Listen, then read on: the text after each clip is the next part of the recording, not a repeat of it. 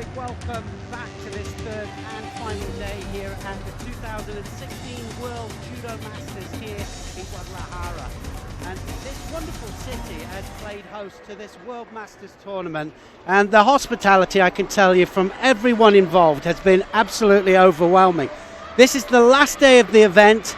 We've got 5 categories left. We've had 9 categories already, and today we have the heavier weight categories, and joining me in the commentary position will be Sheldon Franco-Rooks. Sheldon and I, 2 days together, mate. It just doesn't get any better than this, does it? Good afternoon to everyone, and I think I'm going to use Rick Britton's words. Rick bloody loving it, Britain, he said. Fantastic. We're enjoying it here. I'm going to just get underway with the first of the contests. It's the bronze medal contest in the under 90 kilo category. Michal Skank of Slovenia faces Axel Clerget of France. It'll be Skank in the white judogi, Clerget in blue, and the referee in the middle for this one is Jose Manuel Cortez of Spain.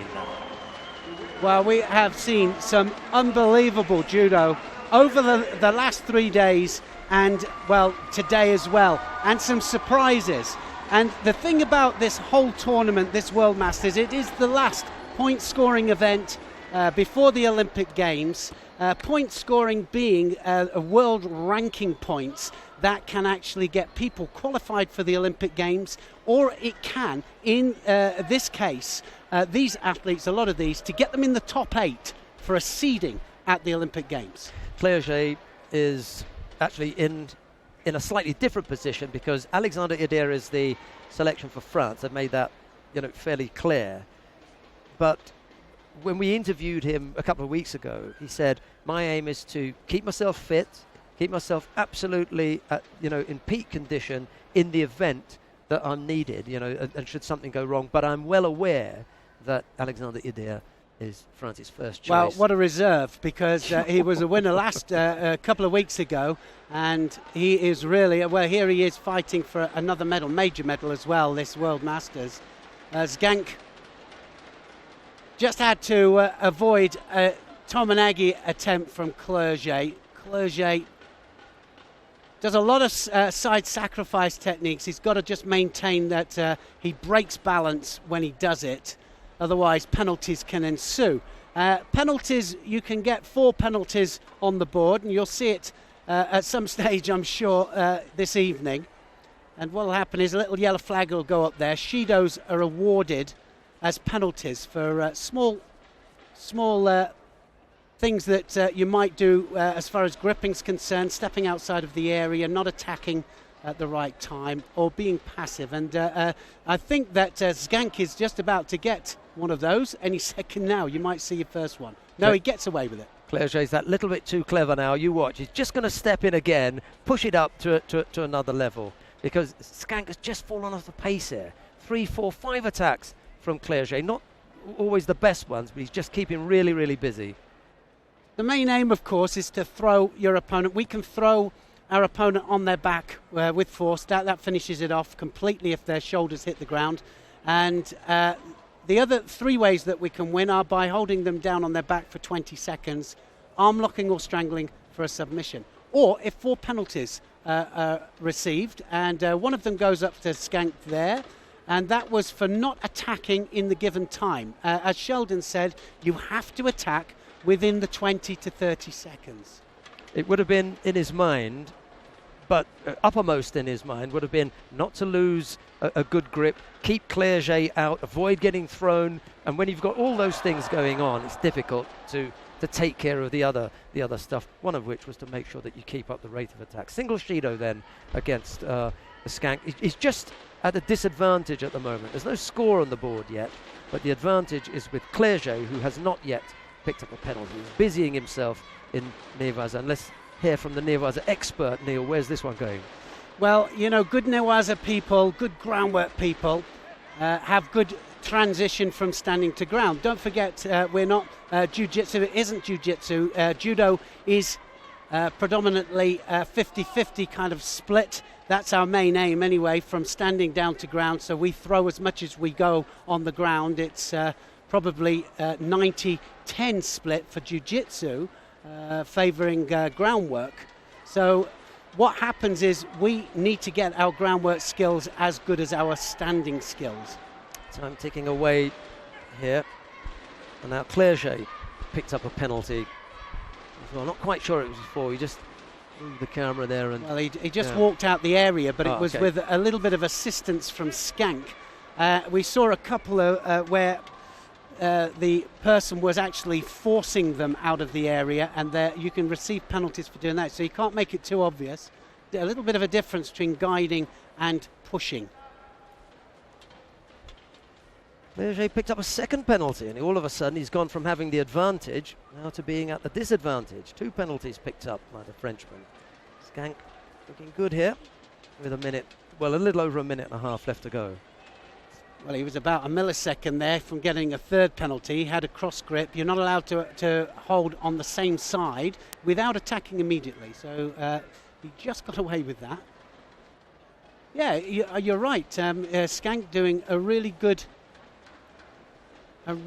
situation, and I think that now what he's doing is just trying to get Clerget another penalty. Clerget just blowing that little bit. There's only this contest left.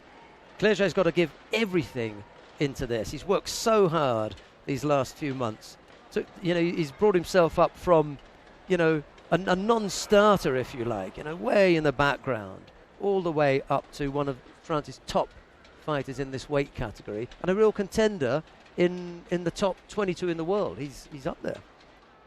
Well, he's got to be a little bit careful here. Skank just really attacking in Newaza. He's got a chance for going for the arm here. Is he going to go for it? Yes, he does. So he's now latched into the elbow, and what he needs to do now, just let Clerget's head come up and apply the pressure. Clerget just having a little look at the referee, saying, please let me up.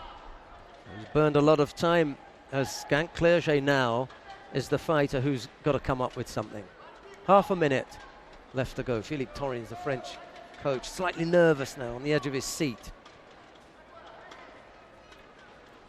Yeah, well, it's all about getting the points on the board, especially, I think, for the Slovenian here. Skank really needs to get his world rankings up, and this medal's going to mean a lot to him. That Makikomi effort there really was the last. We saw how Skank is, adept at keeping his partner down, looking busy on the ground, burning up the clock, and with that last 30 seconds left to go, and he throws his hands up in despair. What can I do now? But that last Makikomi effort failed, and Skank then burned another 15 seconds off the clock. That, I'm afraid, for disappointing, Clerget. Isn't it, for Axel Clerget? He'll be disappointed with that. He was kind of mugged, actually, in a way. He just did enough to shade out a difficult opponent. And maybe Clerget had given so much earlier on that there wasn't enough at the end of the day to get past someone who I put money on that he would normally beat. This occasion, it was Skank who had enough about him. Well, it's not going to be like this all the way, is it? All our predictions going out the window. No, it's not going to. It's we've got some great matches in store for you through the 5 categories, and so it's going to get very exciting as we come up to the finals. Every bronze medal match, all the bronze medal matches, 2 of them in each weight category. We're going to go 2 bronze medal matches and then a final, and it's going to go men's category, ladies categories, because there are 3 men's weight categories this evening and only 2 women's. This was one for the diehards, wasn't it? Clerget and Skank. Nothing really to write home about, and very tactical between 2 evenly matched fighters, and Skank coming out on top. Yes, good medal for Skank, absolutely. Now we've got the lone figure of Marcus Niemann making his way to the mat. You just see him in the background there. Have you shot the spotlight on him? And the reason that he's a lone figure is that his opponent was injured in a previous round, Ilias Iliadis of Greece. Unfortunately, he's had to withdraw from the bronze medal contest, so It's Niemann who just steps to the tatami, takes the bow from Anna Maria Friedrich, the referee, and he'll walk away with 280 points for a third place finish and a bronze medal. One of my favourite fighters, not just in recent times, but way back. He won the European Championships one year as well, and looked really, really good doing it. Lovely exponent of Niemann's.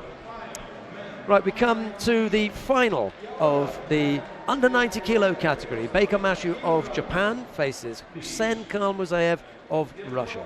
It's Baker in the white judogi, Khalmuzayev in blue. And here's Neil again. Well, Baker, a real exciting prospect, Baker. He had an epic battle with the three-time world champion, Iliadis, in the semi-final. And Iliadis got injured in that match, but he went a Wazari and a Yuko down, but kept coming forwards, and Baker almost got disqualified. They were out on their feet. Hopefully he's recovered here, because he's got Khalmuzayev, and Khalmuzayev is on blistering form. A massive throw against Clerget, a big Harvarelli sacrifice technique that took Clerget over the top. And so we've got a great match here, and I don't know which way it's going to go. I think Baker is going to wear him down. I think that was my prediction at the beginning of this. Baker in the white judogi, Khalmuzayev in blue. The referee in the middle for this one is Wang Goqiao of China.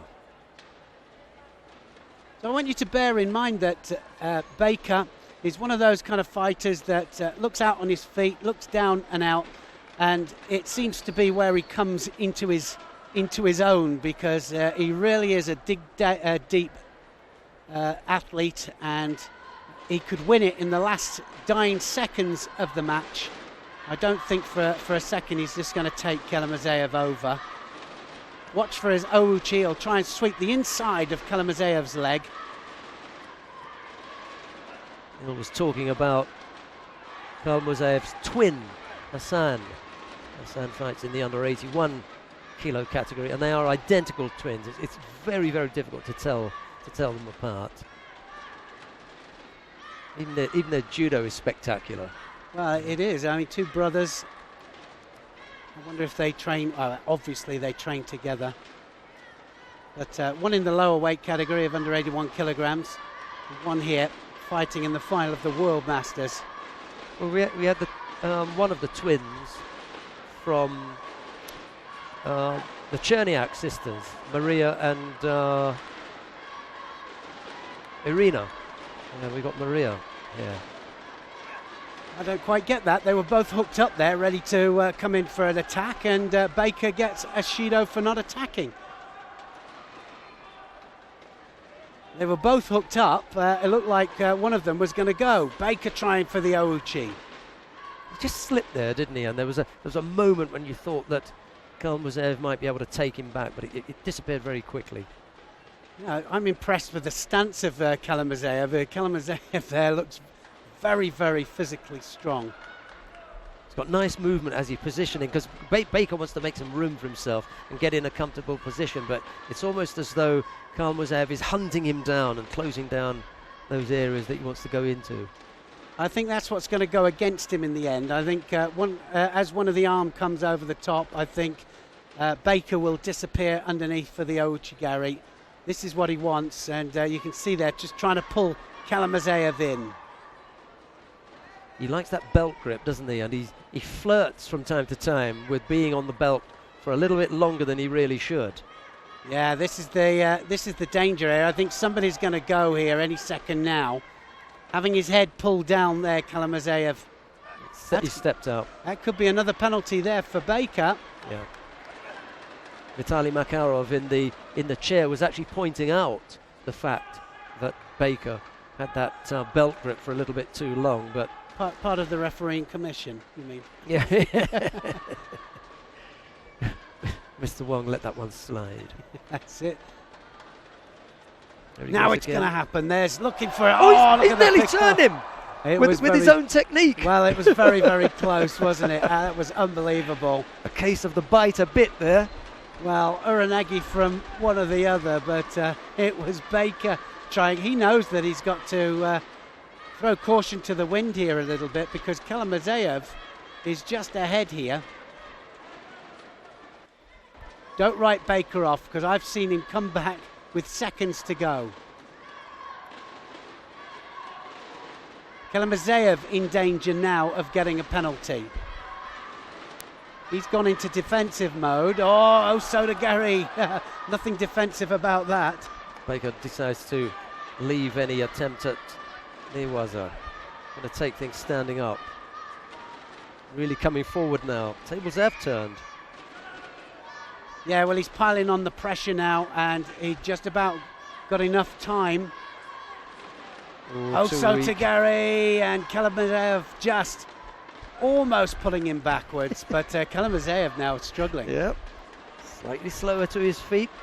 Big intake of breath there from Baker. And the long way round to the middle. Oh, oh. Here he comes now. This is where he's at his best, Baker. Big Sasai he's gone there. It's going quickly.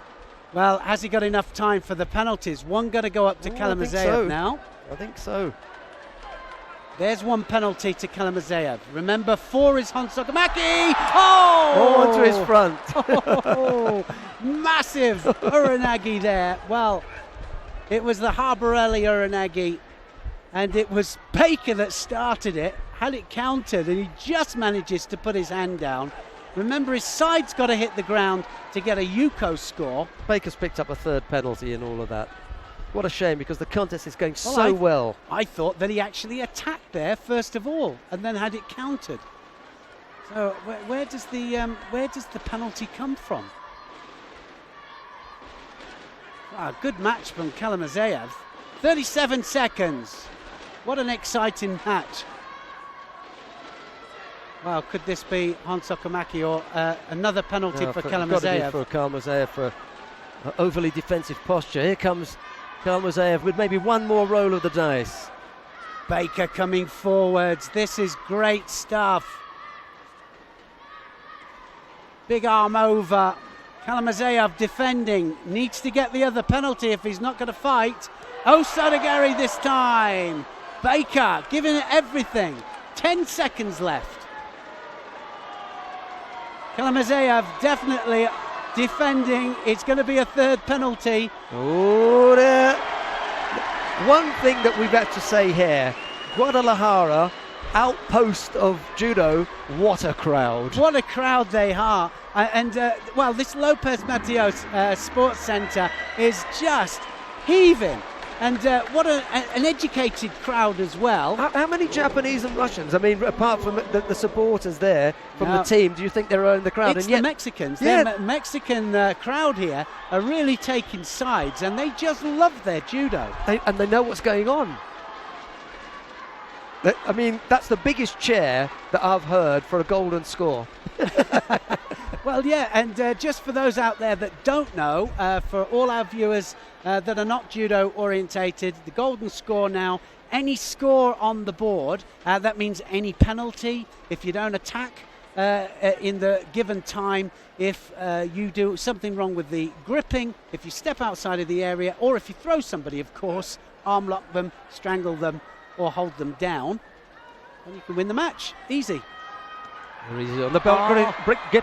He's got to be so careful. Somebody's going to go. Almost turned. He's losing concentration as well. The minute you start talking to the referee and calling for things. Wow, that was amazing stuff there. Pickups from Baker. Osotos from Baker. Kalamazov, is he going to throw this away?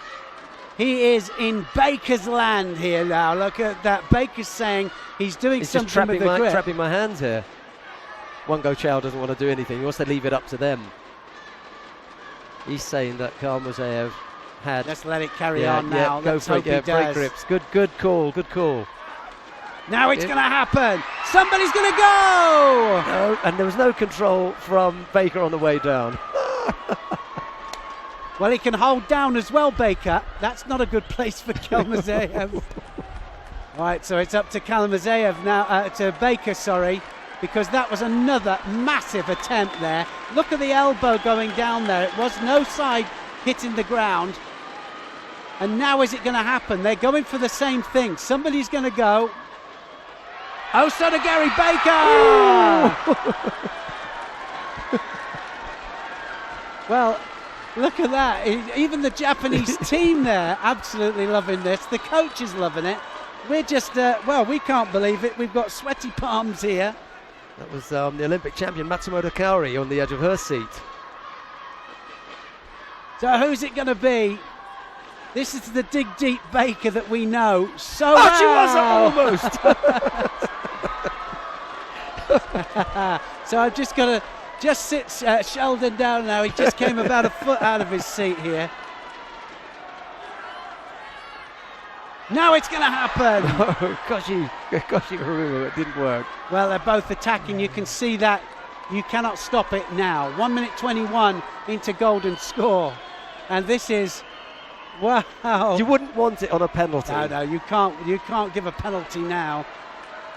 And here they go again. Stay in the middle. Well, this is the first category that we've got here. He's going to go over that's going to be it. To Yuko scored to Baker. Yeah. Baker pulls it out the bag, and that was absolutely amazing. Didn't have anything left at the Kalmazev there. No. Absolutely spent. Well, what a terrific fight that was. Absolutely. It really did come from the heart, didn't it? It really did. And, well, I said at the beginning of the contest that if it gets to the nitty-gritty, that is what Baker does. What a champion, this boy. I'm telling you, he's going to the Olympic Games, and who can write him off? Especially in this under 90 kilogram category. There's a lot of talent, there's a lot of great throwers, but wow, that was real pure heart. Oh, the number one seed here takes the gold medal for Japan. Baker Masu. And here are the highlights from that gold medal contest. Well, how many highlights are they going to use? We might need more than 30 seconds, I think. I think so. What a contest that was. Absolutely amazing stuff. They were both willing to lock up, and just the fact that they were willing to lock up meant that somebody was going to go upwards. And Baker was trying the Uranagi from the front and the back. Kalmazev was trying to do the Harborelli. Here they are hooking up. And there was the Tayatoshi actually that it looked a bit messy, but it took him onto his side. Kalmazev didn't have anything left. This is a better view here. Yes, nice. Across the top as well. Shoulder, the arm. That's a better look. It really was, wasn't it? The side hit the ground. And look at where Wongo Chow, the referee, is. He's in the perfect position.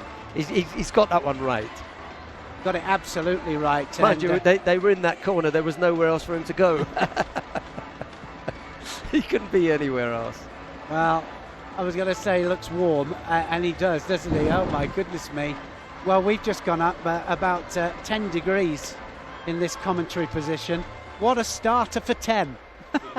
Baker Masu, the gold medalist in the under 90 kilo category. Right, we're going to move to the bronze medal contest in the under 78 kilo category for women. Gemma Gibbons of Great Britain faces Husha Steenhuis of the Netherlands. It'll be Gibbons in the white judogi, Steenhuis in blue. And both these fighters are in similar positions here, where Steenhuis has not got a berth at the Olympic Games. It looks very much like now as though Natalie Powell will go, so Gibbons hasn't got her berth at the Games. What is there to fight for? This is where you've got to really dig deep.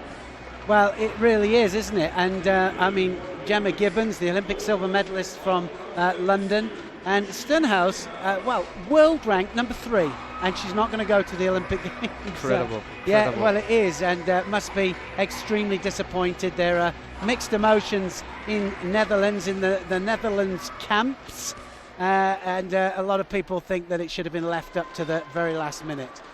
Gemma Gibbons lost to Natalie Powell earlier on today by Ippon, but she could still come away with a medal, and Natalie Powell nothing. Oh, nice Ouchi there from Steenhuis straight away. Gibbons, really, I think she's just got to shake off the blues. I mean, she really dug in her repechage final against Gallione, and she did well there. She won the match by Ippon, and now she's just, it's left against Steenhuis. Gibbons picked up the penalty for stepping out of the area there. I thought that was a bit harsh, given that Stenhouse was in the almost in the process of throwing her. Yeah. Well, I would rather have it that they're pulling to get back into the middle. Oh, that's going to be it, isn't it? Is that going to be a Yuko? I thought it was a Wazari, but that's just my own opinion. I thought she rolled onto the points of her shoulder. Have a look. Let's have another look at it. It's beautiful, as she was. Oh no, absolutely correct. The referee was correct. He was right on top of it, and gave it a Yuko score. Stenhouse, though, a nice feat. Vladimir Vostrikov of Russia is the referee in the middle, and he gave it quite quickly. He was sure. I wasn't as sure. I thought, well, sometimes we rely on seeing it from different angles with the replays and things like that, because it does happen so quickly. The referees have such a difficult job, but top referees in the world are all here. All the ones that are going to be refereeing at the Olympic Games. They've been travelling as well over the last 4 years, so they've been together a long time. Yuko on the board for Stenhouse. That single Shido picked up by Gibbons, and even the big chief watching on there is the president of the International Judo Federation. He's been here for the last couple of days. I'm sure he's enjoyed a lot of the judo. Well, I bet he enjoyed that last one. My goodness. Who wouldn't? Exciting stuff. Gibbons of Great Britain has to be a little bit quicker in for the attack, so it's going to be another penalty. Oh no, she ducked underneath the jacket there just prior to attacking. So if you've got any kind of cross grip, then you get penalised if you don't attack immediately, or if you duck underneath their head to force a cross grip on your opponent, you get penalised. That's not the best effort I've ever seen from Gibbons. She's got that nice combination where on the way out she comes up with the sumigaeshi, but didn't work there. Well, she does the Yoko Toshi, Yoko Wakari technique, which is a real sacrifice where she completely throws her body underneath her opponent to sacrifice her weight.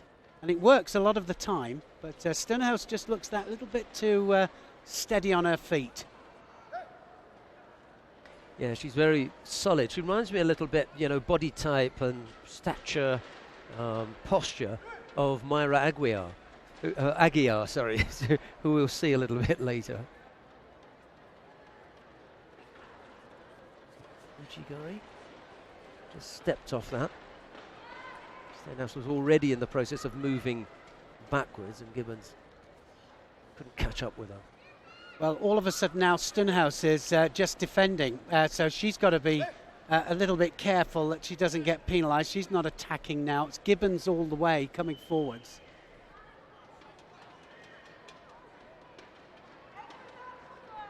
Very determined look on her face. I think part of it is I've got something to prove here. And there it is. She's got the penalty. Not attacking, she's defending just too much. Gibbons again into the attack.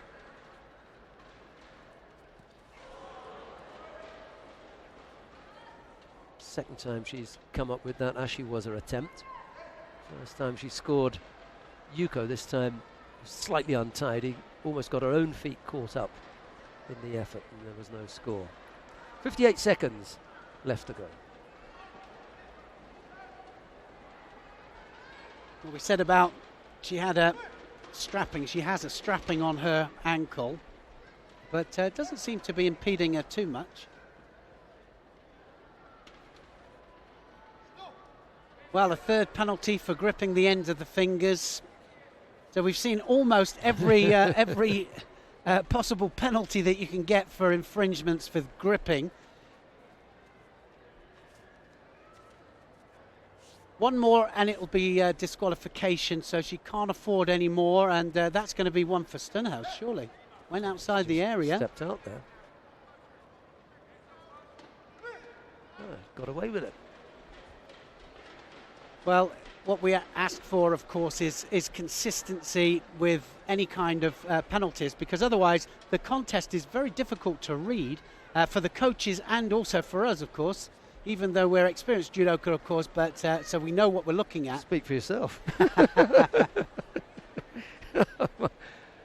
not gonna jump into that class. Might be an experienced judo watcher. It's not true, everybody. Sheldon and I started over 40 years ago together. It was just being nice. Single Yuko to Stenhouse, 5 seconds. I don't think this is going to go the way of Gemma Gibbons, I'm afraid. Well, I think she realises it as well, head down. She's done so well in chasing Natalie Powell for the Olympic place. She wasn't going to give up. She had a world ranking that was way outside the qualification zone, but she just plugged away. She went to Asia, 3 tournaments in Asia, picked up 2 medals at 2 of the events, and really put herself in contention for the Olympic place. But it's gone away from her today, and I think that could possibly be it. On the way into the arena, we spoke about what was in it for the 2 fighters and what were they going to give. We've just seen Gemma Gibbons give absolutely everything. She really did. She gave everything that she could. Stenhouse just had that little bit more about her, and she shaded her out. 1 single score, the Yuko. Gemma picked up 3 penalties, but it's Husha Stenhouse who takes the bronze medal. And as ever, Gibbons, dignified in defeat. She really is absolutely amazing. She takes it on the chin. She does all the right things. She is very respectful to her opponents, and it's wonderful to see.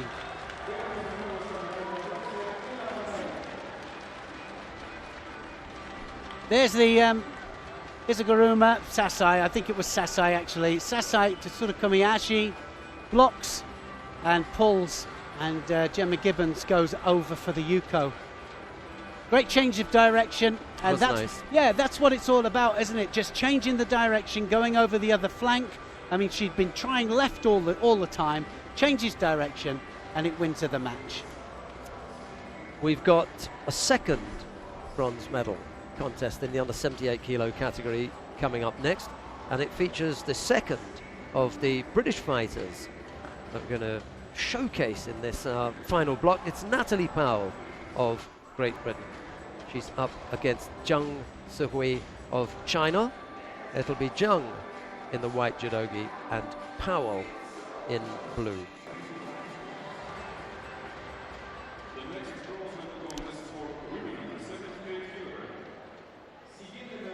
Zheng is, I was just about to say Zheng of China against Natalie Powell, ranked 15 and ranked 8, and they haven't had any head-to-heads here, never fought each other before, so it should be quite an open match. I think they'll feel it as soon as they catch hold of each other as to how strong the other one is. Vincent Drouot of France is the referee in the middle for this one, and I was chatting with the Chinese coach, and we were talking about the historic strength of the Chinese at this weight. They had the Olympic champion Yang Juli in Beijing in 2008, and the Olympic silver medalist back in Athens with Liu Xia. So they've been searching for a replacement, and then maybe Zheng is the one, but I'll tell you something, Powell has looked good today. Just that one slip. And now here she is in the bronze medal contest, isn't it? Going to be right against left. Zheng right-handed and Natalie Powell extreme left-handed. Straight into the attack, Powell. And looking very, very determined. Well stopped there. Well defended by the Chinese fighter.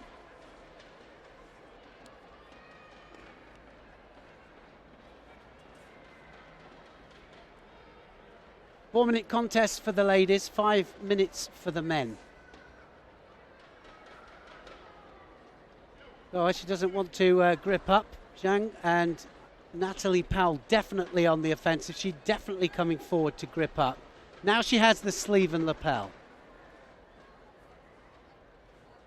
Shido up against Zhang. And she has the grip there, Natalie Powell. Needs to use it. You'll be looking for the Haragoshi there.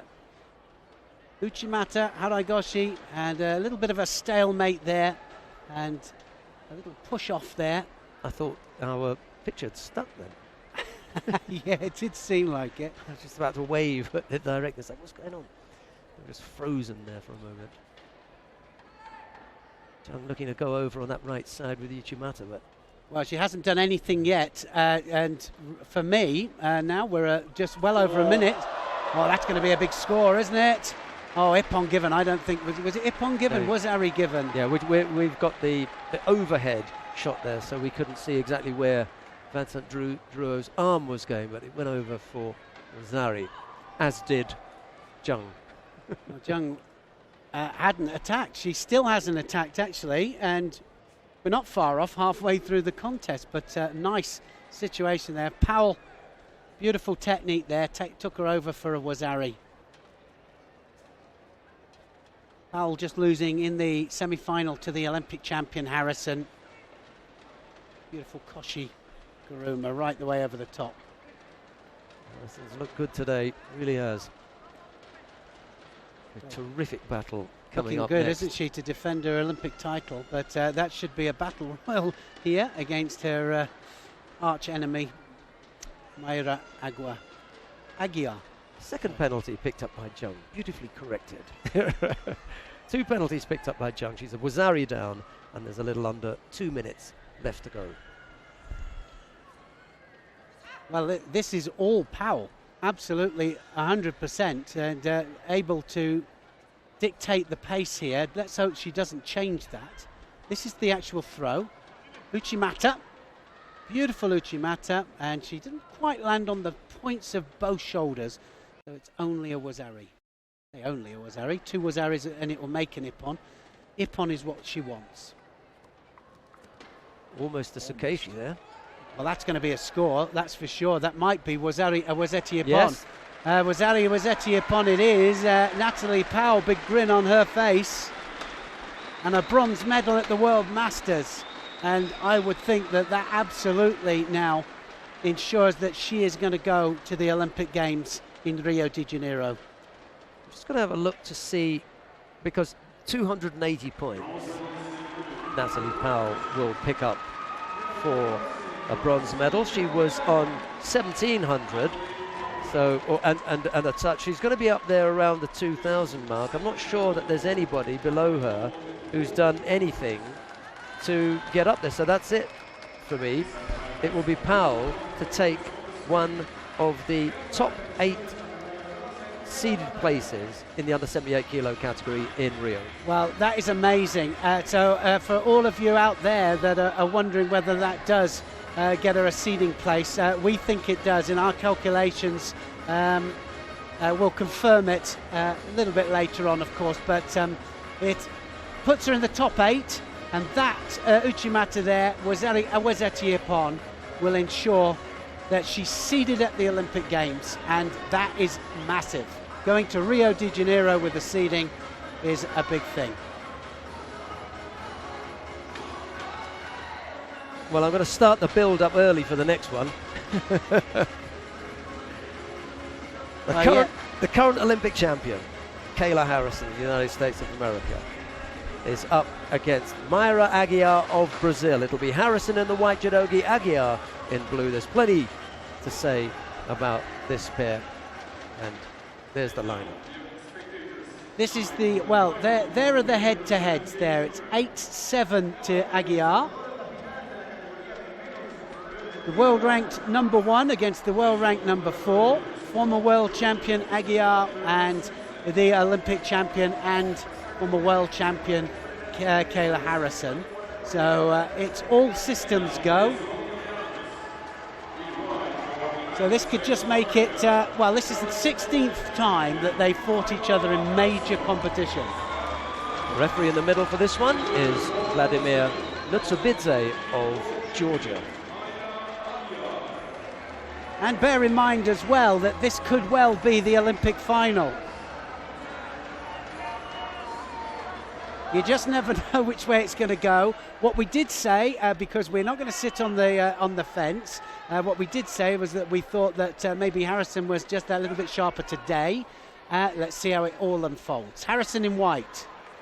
Aguiar, she's in blue. She matters straight off the bat there from Aguiar. She has the sleeve, and Harrison attacks out of danger, dominating that sleeve there.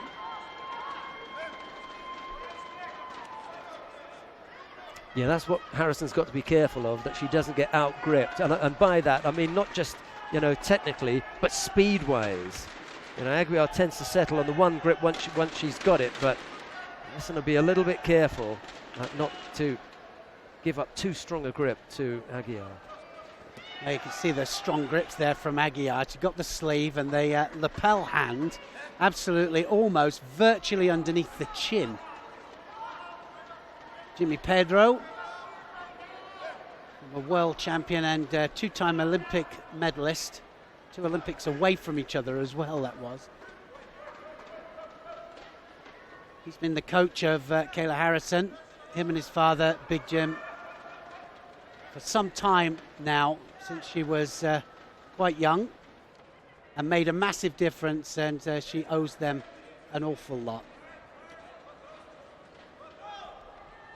Yeah, a lot of stiff arms. We're just indicating to each other here that the stiff arms, you've got to be a little bit careful with that, and Aguiar pays the price for it. For all the bravado that the two of them have, that little accidental slap showed me that there's incredible respect, because they both immediately went to each other. Oh, sorry. And if you don't like someone, you don't care if you smack them in the mouth. Yeah, no love lost. Oh yes, lovely. Close. Oh, she gets a Yuko for it. Yeah. Well, beautiful, opportune stuff there. Well, I'm not so sure that was Harrison's. I thought that Aguiar got the counter. Let's have a look at that. So it's got to be Aguiar's if it's anybody's or nobody's. So that's going to go to the video referee. The counter from Aguiar, well, it stays with Harrison. So a Yuko up to Kayla Harrison. I think I would have given no score for any and just let it carry on, but well, I'm not out there, but now Harrison ahead. Single Yuko on the board. Aguiar has picked up the single Shido. There's a little over a minute and a half to go. It's nicely balanced still, I think. I'm not really going to start worrying about the Yuko right now. Well, she's having a look at the clock and hoping to waste some seconds there, Kayla Harrison, for sure. That's a long way to go still. Minute 35 could be an hour and 35 minutes, I tell you, when you're out the middle there, especially in this stadium. No air conditioning in this stadium. Only the wind. Now a question of how Aguiar reacts to going down by Yuko. Well, she'll have to dig deep. Minute 16, needs to attack. So does Harrison. She can't go defensive. Chance to attack in Newaza now. This is just where Harrison would like to be. Running out the clock, working on the arm. Trouble for Harrison here. Sorry, for Aguiar. She's got the arm. Yeah. The arm is straight there. Now, is it going to stop it? It's Ippon. Oh, she's had to tap again. Not the first time. Well, she was straight onto the arm, wasn't she? And that was a great bit of newaza there from Kayla Harrison. Took the head the other way, and we're going to have a look at the way she got into it there. And Aguiar was just that little bit too lax in newaza.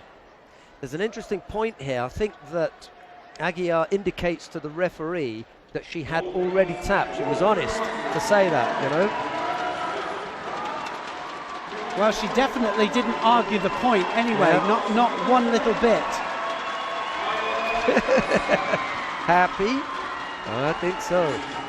2 gold medals for the USA. Let's have a close look at when she does tap. Well, look at that. She's just so casual there. Left the arm almost, just saying, well, just attack me. And then straight onto it, she pulled it through. And I think it was a verbal. She's nodding, isn't it's she? Verbal, because actually. the hand was trapped. Yeah. So it was a verbal, I give in, and I'm submitting. Look how she changes direction. Just straight onto the head and straightens that arm out. Great bit of newaza. Inside. It's inside, so you can't see. Look, with the right hand.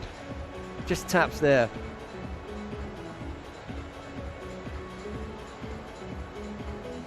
Wow, great bit of newaza there from Kayla Harrison.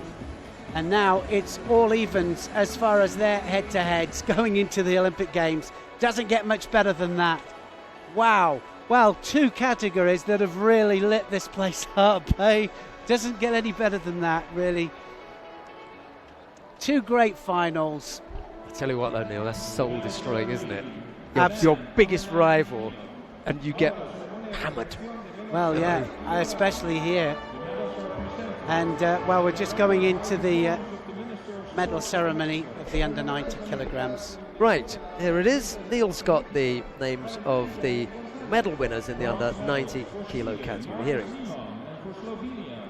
Well, two bronze medals, remember. Michael Zigank of Slovenia, Marcus Niemann of Sweden. Nice to see an event like this, and two of the smaller countries with great athletes winning medals at the highest level. Kalamazeyev of Russia gets the silver medal, and of course Baker Masu of Japan with that magnificent effort. The crowd absolutely loving it and really giving these two fighters a great applause, because that was a dig deep performance. In the end, it was in golden score. It was a very low taitoshi, not your traditional style, not the kind of taitoshi that you normally expect from a Japanese fighter. It was round the back. It was a mixture, wasn't it, of European style, Japanese style, and he took him over for a well-deserved Yuko.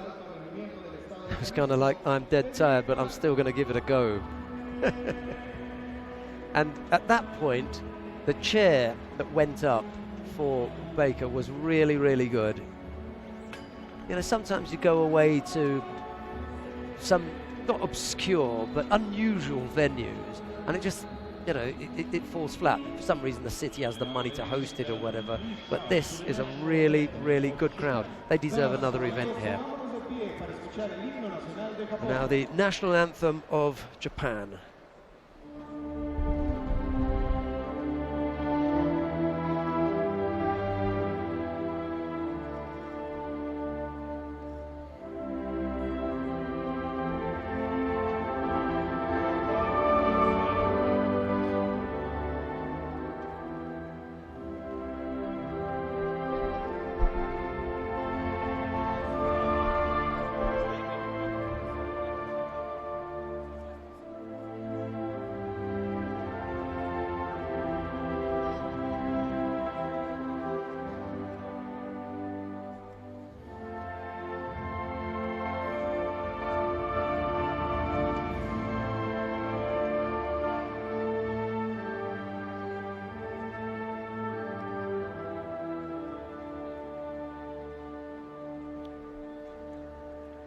Thank you. Gracias. And now, the family picture of the athletes and the athletes. I'm just laughing to myself at the amount of effort that went in to taking that medal for Masu Baker. Well, yeah, absolutely unbelievable effort, but that's the kind of fighter he is. He's never going to give up, is he? So confirmation of the medals there. Baker of Japan, what a performance. Kalamazeyev of Russia gets the silver. Zigank of Slovenia, and Marcus Niemann, he dons the hat. I think the extra applause for the Skank and Niemann for wearing the sombreros. They like that, the locals, don't they? Right, coming up next, the bronze medal contest in the under 100 kilo category. We're going to start with the first of these. This features Lies Bujakub of Algeria. He's up against Lukas Kapalek of the Czech Republic. It's Bujakub in the white judogi, Kapalek in blue. The first head-to-head for this pair. Here's Neil. Bujakub is an athlete that can upset some of the top fighters. He's a big thrower, but Kapalek, former world champion, trying to capture his form back. Obviously, prior to the Olympic Games, he wants to get back to the kind of form that won him the world title. So don't quite know how this is going to go here. Bujakub will be coming out all guns blazing. Kapalek will be trying to take him to ground. He was one of the first, actually, at minus 100 kilograms to really have good transition from standing down to ground, and people started to fear him. And like I say, just went off the boil just that little bit. Gary Takamoto of the United States of America is the referee in charge of this one. Bujakub in the white judogi, Kapalek in blue.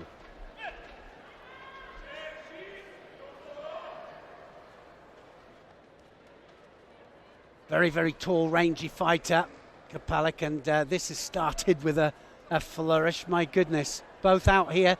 Now look at this, because this is where it's dangerous. Going for the strangle here, straight away, Kapalek.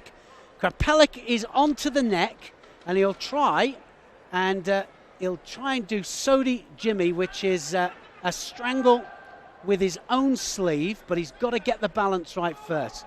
Good balance there from Bujakub, because he was almost in trouble there. Just managed to tip it the wrong way, if they're a right way or wrong way, but either way, he avoided the strangle. So he's been down there once. He's been, as you say, tipping on the edge there, and he's just thinking, oh, a minute, I don't want to go there again. Well, exactly. This guy's strong. Well, and that's exactly what's just happened there. Look, you can see that. He was out. And Kapalek actually gets passivity for just pulling down, not breaking balance. That's the problem with sacrifice throws. You drop on your back, you have to move them. Penalty picked up by Kapalek with a little under 4 minutes left to go. That's a single mark on the board at the moment. Got to attack Bujakub. He hasn't done anything. It's been all Kapalek so far, but Kapalek, well, they're both going to get penalised now. They'll both get penalties. So 2 to Kapalek and 1 to Bujakub. Oh, look at that. Beautiful drop Sianagi there. And a Wazari scored, and straight in to a ground confrontation there. He just straight in there. He was in a hold down, but Bujakub straight out. So look at the drop there. Lovely drop, Sianagi, for a big man. For a big guy, yeah. I think the only fighter up at that kind of size who's got that execution is Sasson. Well, and he's gone up to heavyweight, of course, but certainly in the light heavyweight division. Tagir Haibulaev, he's got a nice one, as I said. He can pull that off. Although I think his is, so does Surikomi Goshi. Got a shape to it, but yeah.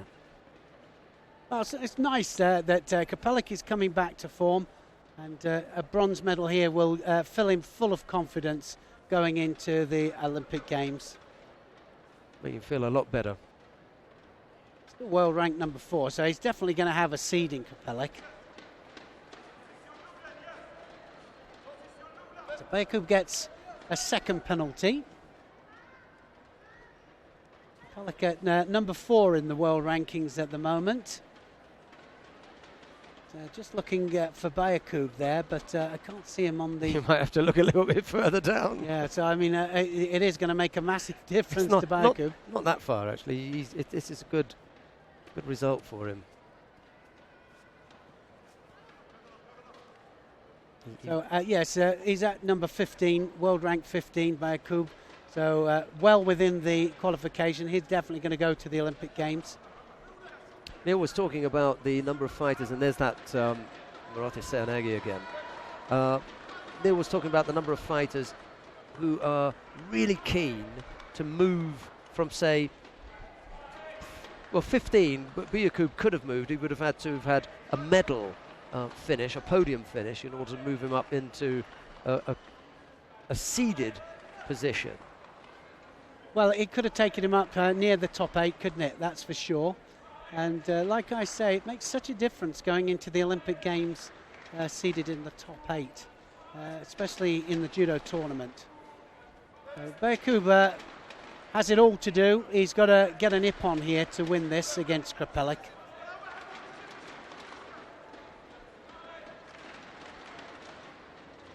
Grohl, Cho, Kviniashvili, Naidan, Kyle Reyes, none of them were here, and they were all within range of, if they had good finishes, they were all within range of displacing someone else from the top 8. Oh well.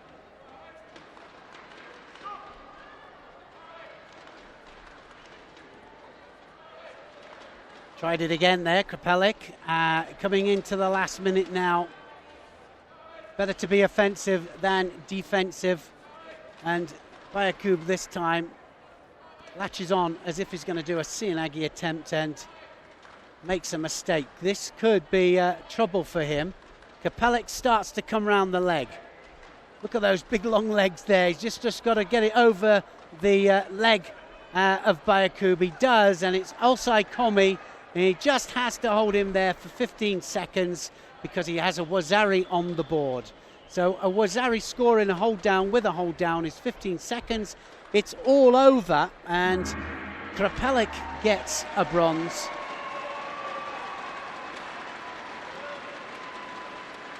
And back to form just at the right time. Neil was talking about what would make Lucas Krapelik feel good. Well, we saw just how good he felt about that when he raised his arms or stretched his arms wide out. It was a relief at taking that particular contest. Lucas Krapelik of the Czech Republic is a bronze medalist in the under 100 kilo category. We've got another bronze medal contest to follow, but let's take a look at some of the highlights of this before we have the second bronze medal contest. Well, I'm sure we're going to see the Seoinage. Then just a little bit of a look how he gets round the leg, and it's his transition. He's got a groundwork game and he's got a standing game, and the score shows that. Well, we're just going to see the hold down there. So 15-second hold down. It's not going anywhere there, and Krapelik gets the Wazari Awazeti upon.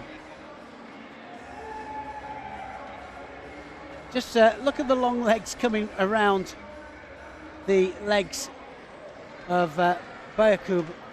Buyakub couldn't quite stop it. He knew he was going to be in trouble as soon as it flicks over the top. Readjustment of balance, and it's all over.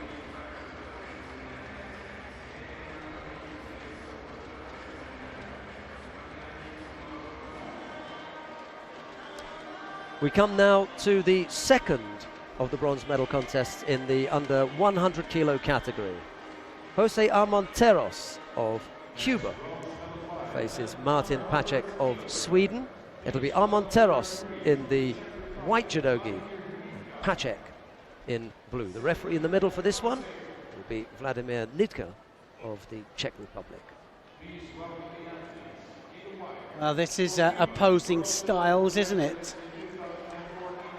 And I say that because Armenteros, very, very lively fighter. Martin Pacek, a bit of a spoiler.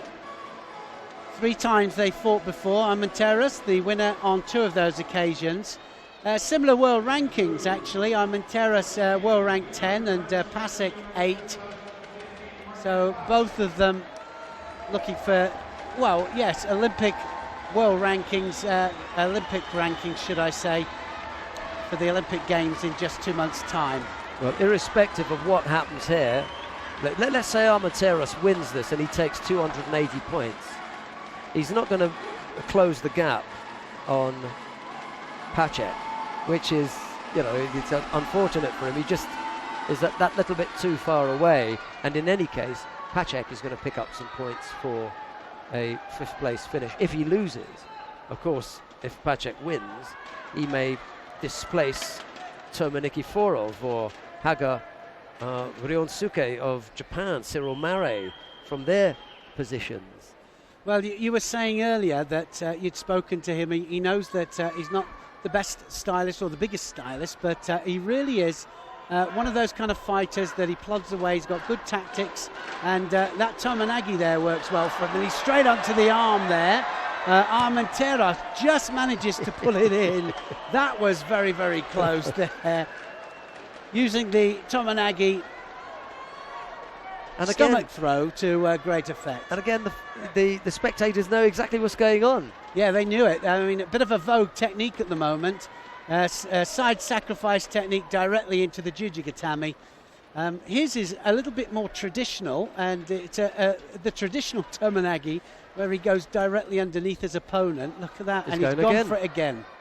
We saw Arleta Podolak attempting the flying Jujigatami on the opening day on Friday in the under 57 kilo category. We saw Travis Stevens attempting it more as a means to engage an opponent in Newaza yesterday, and here's Armenteros with his own entry in there.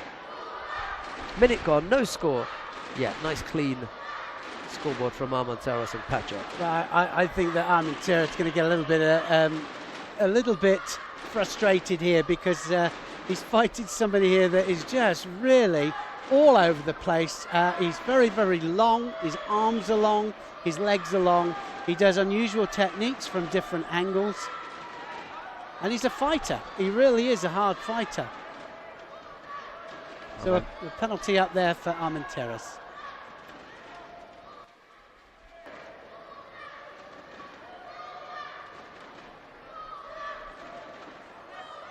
Well, Armenteros hasn't done anything. There's the first thing that we've seen from him. Drop Seoinage.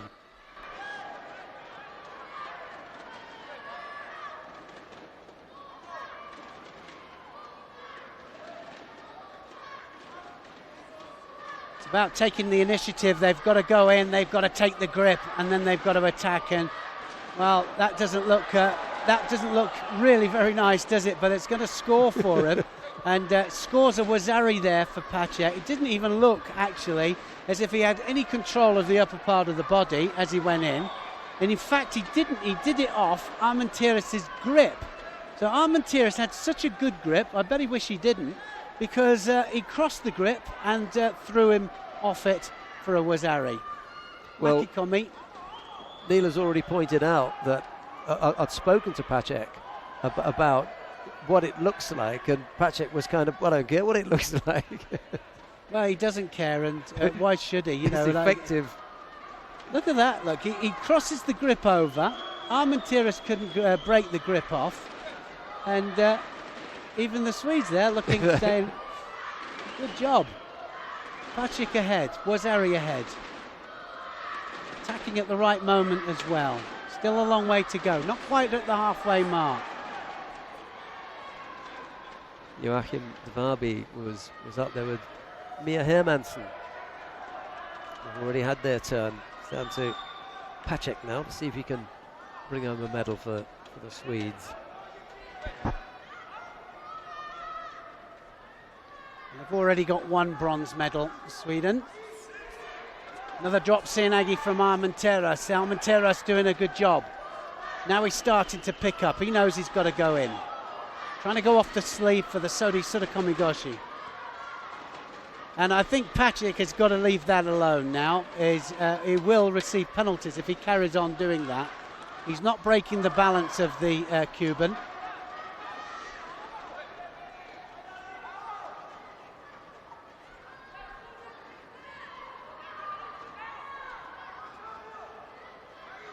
You know, it's incredible that the way that Pacek finds a way to win. Well, it is, and he's got good defence as well. He's good tactically. He really is a handful for everybody that he fights. He wins regular medals at the Grand Prix Grand Slams. Well, both himself and his brother, actually. They're both the same mould. And there it is again. He's going to get Wazetti upon. It's all over. Brilliant stuff there. Pasiek throws Armenteros for a second Wazari.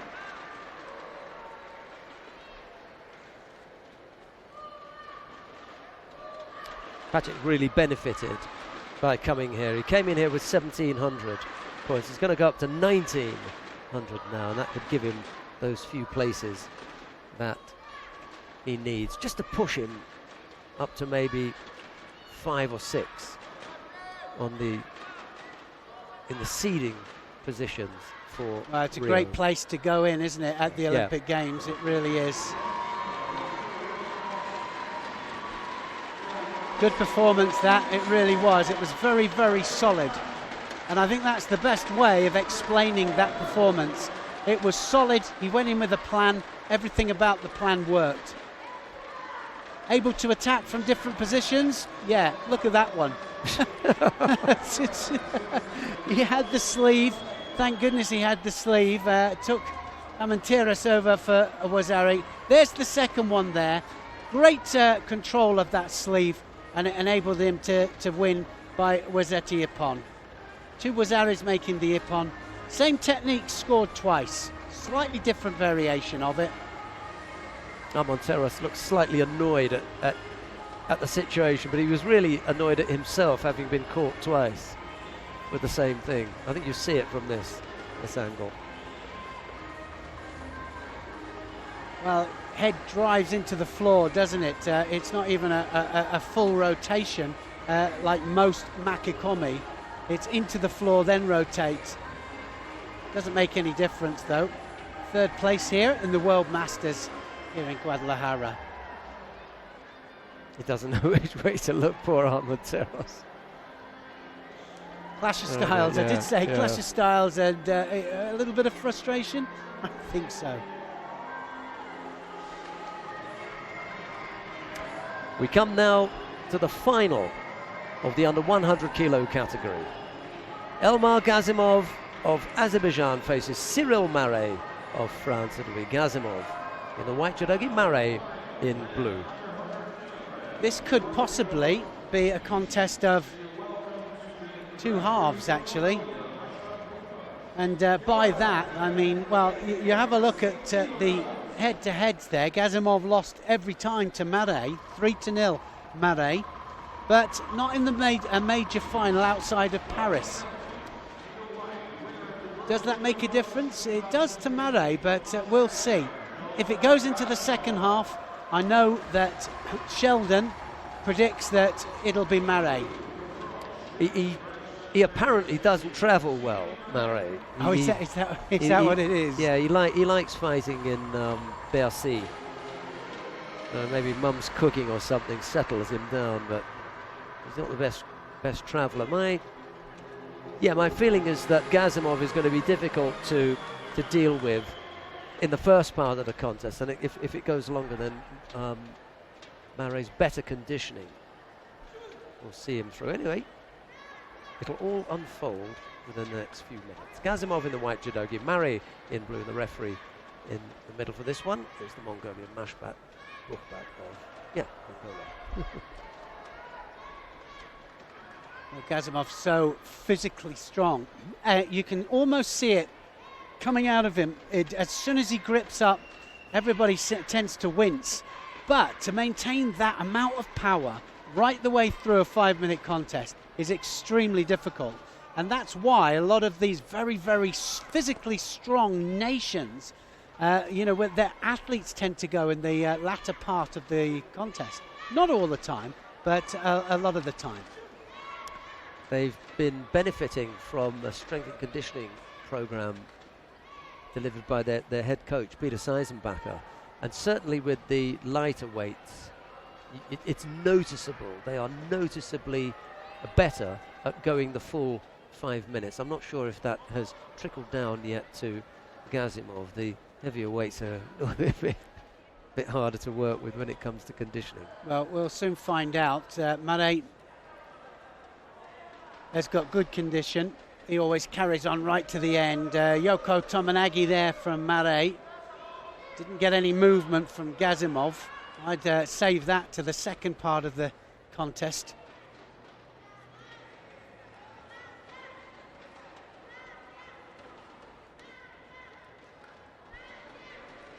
No attack from Gazimov. Gazimov has got to see if he can take that sleeve. You can see the right against left stance there. Gazimov left-handed, Mare right.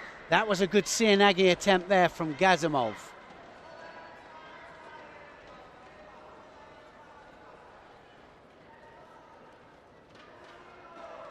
Well, almost a year ago to the day, Gazimov was winning the World Masters in Morocco. Seems like a long time ago now when we went to Morocco. But here we are a year later, and Gazimov in the same place in the final. Yeah, well, he's used to winning this one. This is a good one to win, certainly going into the Olympic Games. I always think, barring injury, as long as you don't get injuries, one or two of the fighters throughout the 3 days have picked up injuries. That's not a good thing 2 months before the Olympics. It's not the actual Olympic event in 2 months' time. It's the fact that you've got to prepare from now, as soon as you get back, and as soon as you return. Half the contest gone, no score yet. And neither fighter. Oh, the yes, Makikomi, held that's on going to to be a him. Wazari, isn't it? Wow, he just, he just stayed there too long, didn't he, Mare? Yeah.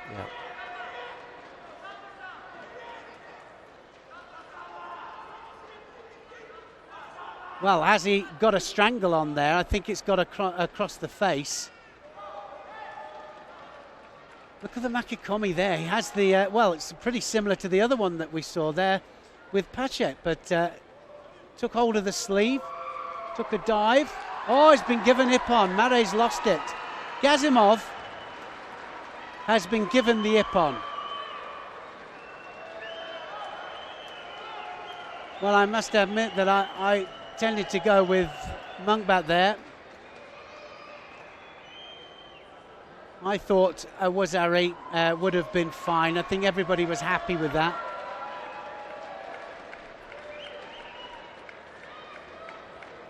Even Gazimov doesn't really know what's happening. Well, I really believe he rolled, and what we've said is that anything that rolls onto the points of the shoulders is a Wazari. It's not an Ippon. It has to hit the ground with force. Right, well, what will help us to determine whether it was Ippon or not, or is a replay, because it happens very, very quickly. The referee thought, in his opinion, that it was Wazari. Our initial feeling was, yep, Wazari's good, but on replay, for whatever reason, the referee commission overturned that and said, no, that's Ippon. So there must have been convincing evidence to say that he put him flat on his back. Well, you can't tell me he didn't roll there. So the second kind of stab at it, certainly a 50-50, isn't it? But anyway, Ippon given. I've been told not to comment. No, it's okay. I mean, go for it, pal, but we've got some time because we've got the highlights and we've got nice angles here. Well, he certainly hit the mat with force, didn't he? He did. It's only when, I mean, I have to see it 5, 6, 7, 8 times, and then I think, okay, I see it once, twice, I'm not convinced. But the more I look at it, the more I can see why they've said they want to give Ippon instead of Wazari. My money, I like Wazari first, you know? Yeah, but no, I'm in total agreement with you. You know, you saw the force that he hit the ground, and you can see why it was given. Initially, it's Wazari for me. Right, let's go down to the far end of the competition hall. We're going to take a look at the awarding ceremony for the women in the under 78 kilo category. Jose Rodriguez is presenting the medals, and here's Neil Adams to tell you who's receiving them. Well, 2 bronze medalists, Steenhuisen of the Netherlands, Natalie Powell of Great Britain received the bronze medals.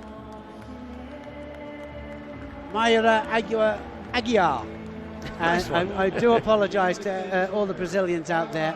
Mayra Aguiar, well-deserved silver medal. Big, massive grin there for Kayla Harrison of the USA, because she is the winner here. She is a winner, that's for sure. Look at this, how she gets in for the Jujigatame. She just snaps onto the head there. The head goes away, the arm comes out straight. And, well, she applies it. Aguiar has to say that she submits, because both the hands actually were all tied up. But a nice way in there for the Olympic champion. She is going to go full of confidence to defend her Olympic title in Rio de Janeiro. Yeah, you know, Aguiar is strong enough not to let this completely shake her. And in any event, it's the head-to-head with Kayla Harrison that's going to be the shaky part. The going into Rio, being one of the favourites and facing all the rest of the competitors, I think she'll be up for it. Now the national anthem of the United States of America.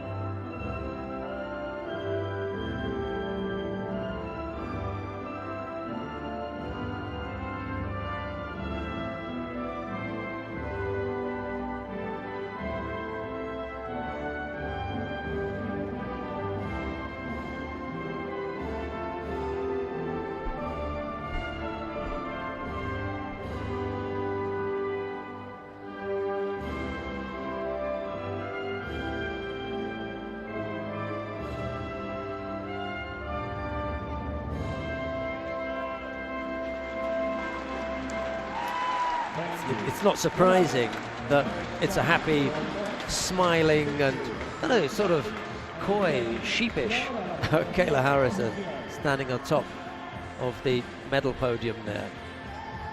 So full of confidence, isn't she? And just well, when she loses, she is not the no, she doesn't like losing. Kayla Bear with Harrison. a sore head. Here she is, Kayla at the top of the rostrum yet again. Aguiar of Brazil gets the silver, Steenhuisen of the Netherlands and Natalie Powell of Great Britain get the bronzes, and they all don the sombreros. And the smile from Aguiar as well, you know, don't let it get to you. And the handshake, the last two on the podium, Aguiar and Harrison shaking hands. This is going to run for a while yet, isn't it, this one? We come now to the first of the bronze medal contests in the plus 78 kilo category. Svetlana Iromka of the Ukraine faces Yamabe Kanae of Japan. It's Iromka in the white judogi and Yamabe in blue. The referee in the middle for this one is Edison Minakawa of Brazil. And here's Neil Adams. Well, just two categories left then. The heavyweight ladies plus 78 kilograms and the heavyweight men plus 100 kilograms still to come. Yamabe here coming out. She is the representative, Japanese representative at the Olympic Games. We know that for absolutely sure. Iromka, I've got to say that I saw Iromka about 3.5 years ago, and I thought, well, there's a lady with real talent. She's not the tallest in the category, but she's got quick feet, and she really gives it her all as well. She's now ranked number 8 in the world. Yamabe is ranked 5. Here we go. Iromka is in white.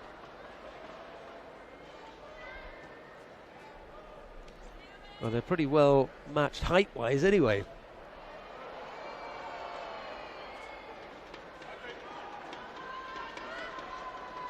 There's no kind of mismatch there. No, well, normally we see Iromka absolutely, people just towering above her in the category, and there's a nice Sotomakikomi there coming from Iromka. Yamabe just managing to kill it dead. Now up to Yamabe to start the attacks. Both gripped up, both right. Looking for the Makikomi again, Iromka.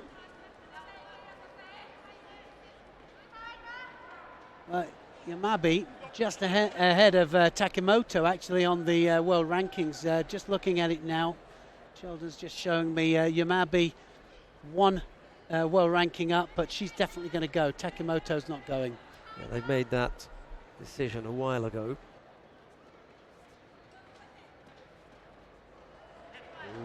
Well, I think Iromka is going to get one there for just falling flat. Does she get it? She didn't get it, so very fortunate there. She was lucky there. No contact with Yamabe as she went to ground. Lucky to avoid picking up a penalty. Yeah, big Oguruma there from Yamabe. That's what we want to see, a little bit of movement. Because that's what you've got to do, actually. You need the movement, you need to get momentum in order to move the person in front of you. Oh, there it is! Oh, and that's exactly what I'm talking about there. Iromka just stayed still, and it was Yamabe that she laid the foundation for that. Almost the first off, just showed how it should be done. And then the second one, Oguruma, and took Iromka over. Now, it's not a bad result for Iromka here, a 5th place at the Masters, and I say that because she's in, rarefied company here. We've got the top Japanese, we've got the top Cuban, and we've got, a really high-placed Chinese, and we know that those 3 fighters normally occupy 3 of the 4 spots, so there's only 1 spot left. Well, yeah, exactly. It's still good for her. Yeah. She'll go in the top 8. But have a look at that. She just twitched, didn't she? And the second one there, readjustment of balance to find the way in. Oguruma catches the leg of Iromka, and Iromka right the way over. I think the hold down would have sufficed as well. Yeah, Iromka is going to be one of the seeded fighters in Rio. Beautiful technique that was from Yamabe. Nice to see. Stand-up judo and really good control. The Kazushi, have a look at the Kazushi hand. Look at the lapel hand there, the Sakuri hand, just controlling her right the way down to the ground and directly into the Kesugatame. Second of the bronze medal contest in the plus 78 kilo category for women features Larissa Cerik of Bosnia-Herzegovina. She's up against Nihal Chikrahu of Tunisia. It's Cerik in the white judogi, Chikrahu in blue.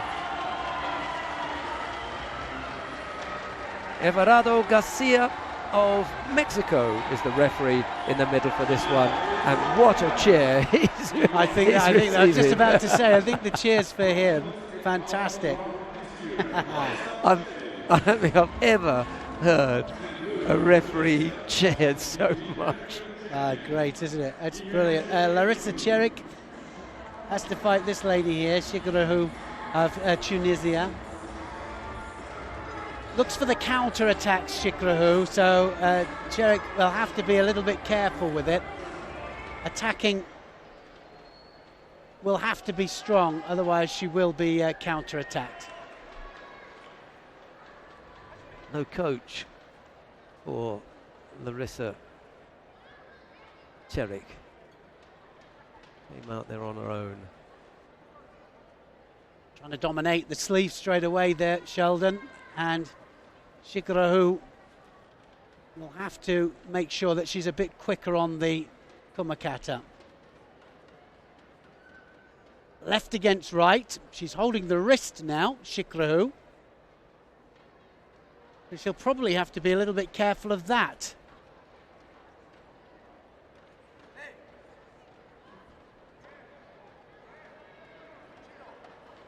So both of them, Shido for not attacking, they have to attack.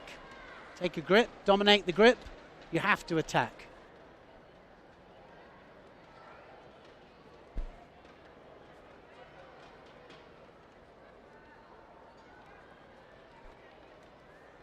Big arm over the top, Jerick.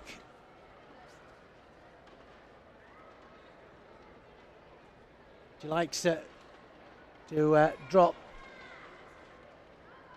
Jerick, but she'll have to be a little bit careful doing that, because otherwise she will receive another penalty for it if she doesn't get rotation. It's going to be another penalty each for both of them. Only one went to Shikrahu. Did you see Jerick attack? Oh, right, I didn't. Okay. No. It was for negative gripping as opposed to passivity. So Garcia just saying, you know, I think you were... But they were both having problems with grips there, but he decided that Chekrahu was more at fault and decided just to dish out the one penalty. Oops, now this is it. Oh, look at that. And she had it taken against her. And I think Jerick got it. Yes. It's going to be all over. And Shikrahu thinks that she's turned it. Doesn't want to let it go, but she's already been thrown for Ippon.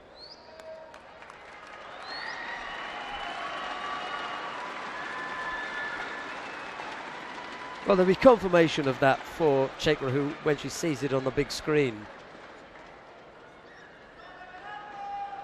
It was a little bit hard done by, but not really. I've got bad news for her.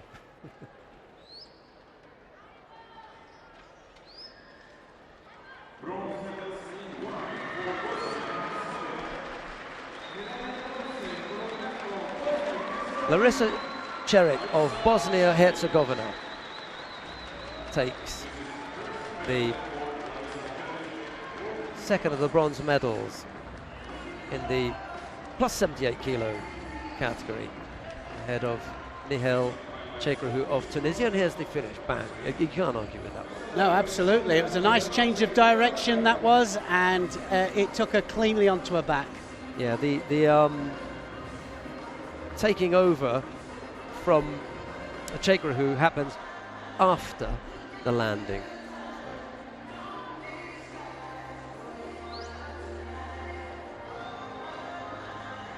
So nice change of direction, gets the Ippon, and a very disappointed Shikrahu of Tunisia.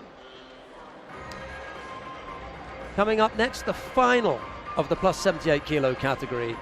Idalis Ortiz, the current Olympic champion from Cuba, faces Ma Sisi of China. It'll be Ortiz in the white judogi, Ma in blue.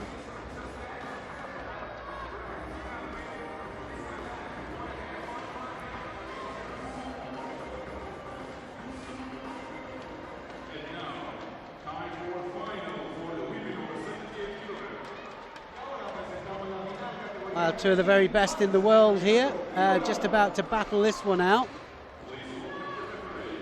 3 times they fought each other. Ortiz the winner on 2 of the occasions, and Ma Sisi on the other occasion. World ranked number 2 against the world ranked number 3.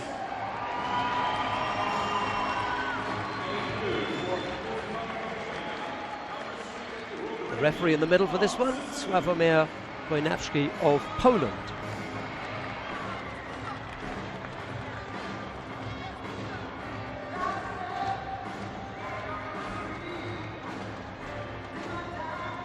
Well, Ma Sisi, we know for a fact, we know for a fact, but is almost certainly not going to go to the Olympic Games. The world champion is ahead of her in China, and she's going to go And she's the world rank number 3. Can you imagine that? So world rank number 1 is at home. Oh, we'll just send our number 3 to do the business. Yeah, we kind of had a chat about that earlier, didn't we? And 3,500 odd points, Yu Song. Ma, 2,100.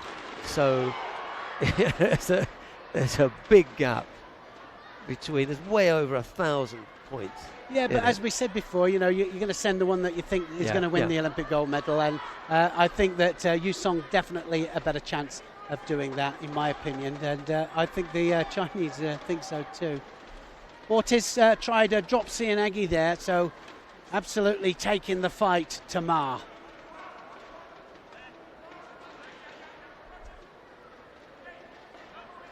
Ma, a little bit overly defensive with the grips there, just guarding the lapel on her judogi.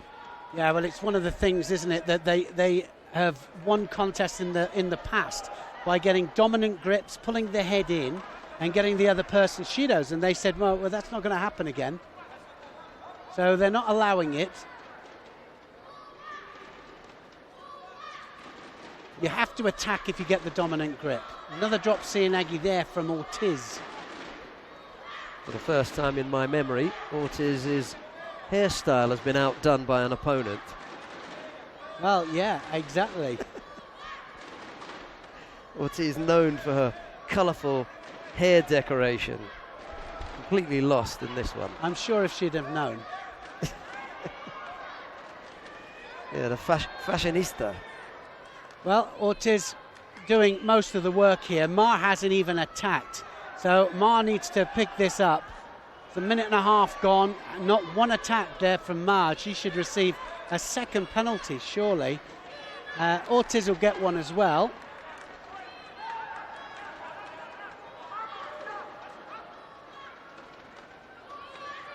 Surely Ortiz won't want it to go just on penalty. She'll want to stamp some authority on the day over and above what she's already done and send Ma packing. Well, that was an attack there from Ma Sisi. Just sent the leg over. She can do it. Oguruma, and the Olympic champion, just manages to stay on her front. Halfway through.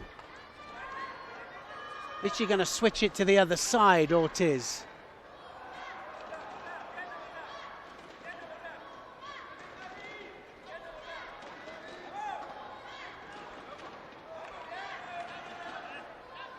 Well, you can see that the actual gripping of Ma Sisi, so physically strong, absolutely.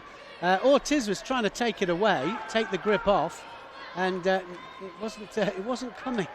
And like you said, she's defending that lapel just that little bit too much. A little under a minute and a half left to go. I'd like to see Ortiz explode here. Something a little bit special. Yeah, something's going to happen. Yes, there it is. Oh, Wazari scored there. Tanio Toshi. And now, has she got her in a hold down? Yes, she has. And there's the finish as well. Wow, the Olympic champion is coming good just at the right time.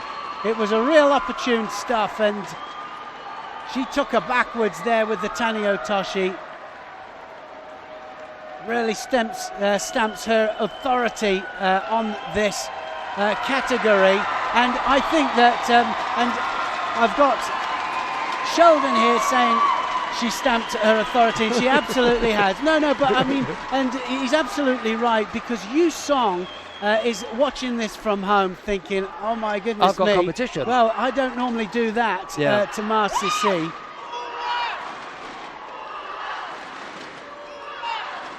For me, that's really important.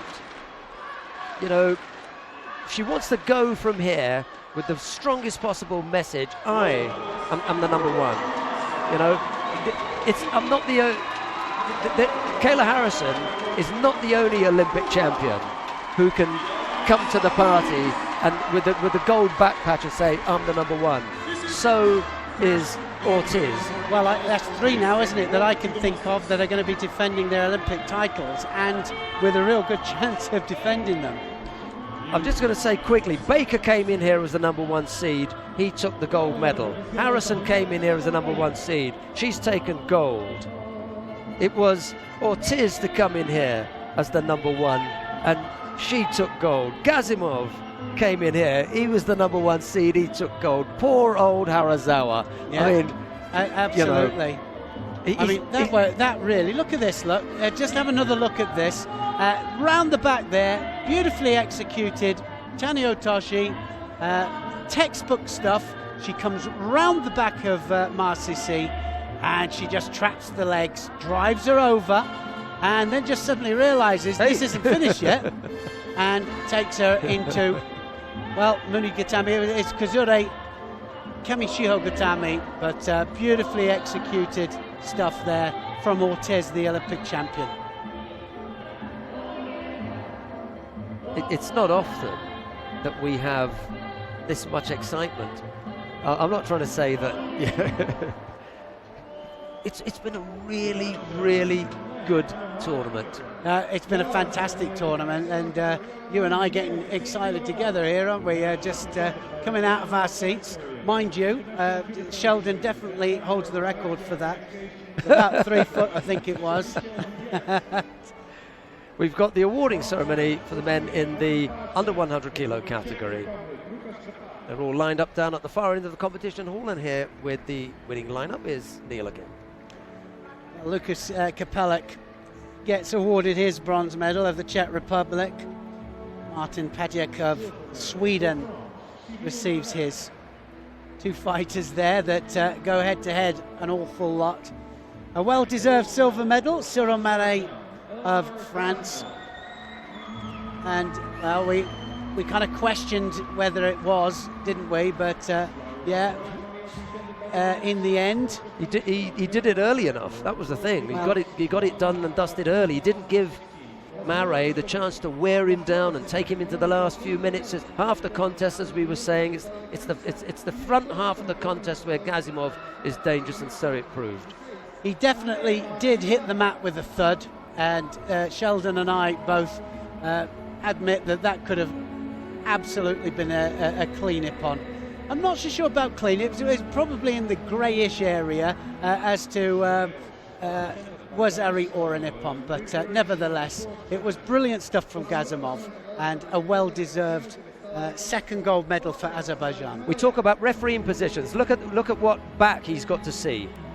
You know, for the landing, he doesn't see. It's away from him. Gazimov is covering Cyril Marais' back as he lands, so the referee's not in the best possible position, and he gives Wazari.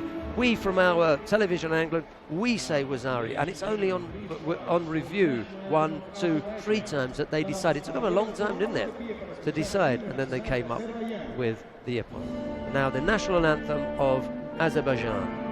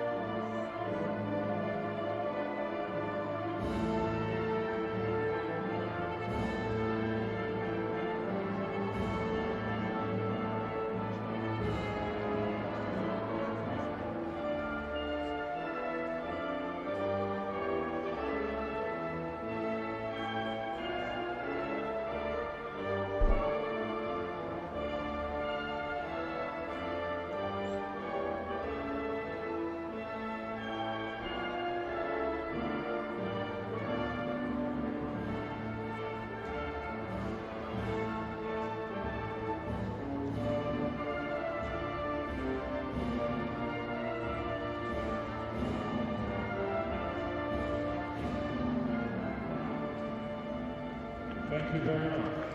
Gracias. I'm just beginning to get the feeling that Peter Seisenbacher is the man with the Midas touch. You know, because Azerbaijan sent 7 athletes here. Let's just have a quick rundown, sorry, of the final placings. I'll give you to Neil. Go ahead. Yeah, just confirmation then. Gazimov of Azerbaijan gets the gold. Cyril Marais of France gets the silver. Luke Kapalik of Czech Republic and Martin Pacek of Sweden get the bronzes. They just had to put them on, didn't they? Yeah, Azerbaijan sent 7 fighters here. There is a chance, because Ushangi Kokori has still got his bronze medal contest to come up, there is a chance that they could go away with 6 from 7. That's incredible, really. What a success rate. We come now to the first of the bronze medal matches in the plus 100 kilo category. Harazawa Hisayoshi of Japan faces Borbana of Hungary. The referee in the middle for this one is Wango Chow, but I'm just reminded, actually, that Borbana had to withdraw from the contest, having picked up an injury in a previous contest. So we won't have the pleasure of seeing Harazawa and Bor. And with a question mark now against Harazawa, it would have been nice to have seen what he would have done against Borbana. It would have been good to see him out there. I think that they would have preferred him to have fought this. Absolutely, for sure. He needs it. Yeah. Harasawa is the one that everybody's hoping will at least offer some kind of a opposition for the great Teddy Riner, who's defending his Olympic title. Will it happen now, after we've seen him go out to Netia of Romania? On today's performance, I don't think so. No, I'm the same, absolutely. I was disappointed there. Well, the second of the bronze medal contest is lined up and ready to go, and this features Roy Meyer of the Netherlands, a popular Roy Meyer. He faces Ushangi Kokari of Azerbaijan. It's Meyer in the white judogi, Kokari in blue. The referee in the middle for this one is Osako Akinobi of Japan. Well, I know that you said that you possibility of another Azerbaijan medal here, but I think Roy Meyer is going to be too much for him. I think he's going to disappear underneath him with the Sianagi. Sianagi is going to be the crucial technique, the dropped shoulder throw of Roy Meyer. What he has to do, though, and we were talking, weren't we, in the break while we were having a bit something to eat, that he has to get them moving, Roy Meyer. He's not the biggest heavyweight, he's not the largest, so therefore he relies on his speed and the execution of his shoulder throw. Roy Meyer in white then, let's see how he goes with this. Let's see if he gets it going. I think he may have heard you. I think he might have done, on his bike there, just a little bit. First couple of moves look rather like a boxer. Oh, here he goes. Oh, it's all over, is it? No, it's a Wazari given. Did you think he landed on his side there? Did he or didn't he? But I thought he just landed on his side. Tried to resist it. So, well, given the Wazari sticks. Kokori straight into the lead. Now Maya has a mountain to climb, literally. It's gone the other way. Oh, yeah. Maya's taking him over. He gets a Wazari too. And they've given it the wrong way there. It's a Wazari each there. They've given it to Kokori, but it's not his, it's Maya's. And I think that's what Maya was trying to do the first time, wasn't it? Well, they're considering whether to give it Ippon. I hope they don't. It's got to be a little bit more difficult than that to give Ippon. Good. It's a Wazari given, Wazari each, and still not a minute gone. I'll come back to that little point about the scoreboard operator. He's got to be in tune with what the referee is indicating. Well, yeah, absolutely, hasn't he? Yeah, no, he has to. They're watching the same match. And in his opinion, he thinks it's a score to Kokori, so he puts it on the board. That wasn't what Osako was indicating at all. His Wazari was for for Maya. Well, I've got to take my hat off to Takuri. He's come out here all guns blazing. Oh, my goodness me. That Uchimata as well. Now is he going to go for the Jujigatami here, Maya? Well, he's got the Sangaku possibility there, if he could possibly get that leg all the way around his neck. He completely jumped on the other side there. That was hilarious. Oh, look at that. He's And turned tapped into the out. hold down. He gets the hold down and he gets the ippon. Can you believe that? I mean, Kikuri was fighting so well there. Well, credit to Roy Mayer. He turned that, didn't he? It was a Wazari down. Then he got the Wazari back with the tip and tipped his opponent onto his shoulders. It was the counter he was looking for at first, I think, and then directly into the hold down, and Kikuri just didn't want to know. I've got good news and bad news for you. Go on then. The good news, we've just seen, Maya's taken a bronze medal. The bad news is it means he's going to be wearing that sombrero tonight. That's not a good thing, is it? Definitely not. Another nice open battle with both fighters, plugging away at it. And good scores coming up. Roy Meyer coming out the winner. So another medal then for the Netherlands. He's dancing, man. He's entertaining the crowd, isn't he? Yeah, that was a failed Uchimata that led into this. He was going to go for the Jujigatami first of all, and then he changes it, just scoops the arm and directly into the hold down. Look at that. Not letting go of that, is he? And the little dance. We're just saying here, David McFall's just off camera here. And lucky for him. Well, he's saying to us that he's going to don that sombrero, that's for sure. Won't be long now. David McFall, by the way, picked out or Sasson as the gold medal winner. Can you imagine it? Good call, David. Well done. 5th medal for the Netherlands in this tournament. And they had a couple that weren't here through injury as well. Well, Noel van der End I would have liked to have seen. Henk Grohl I would have liked to have seen. Maybe, Dex Elmont.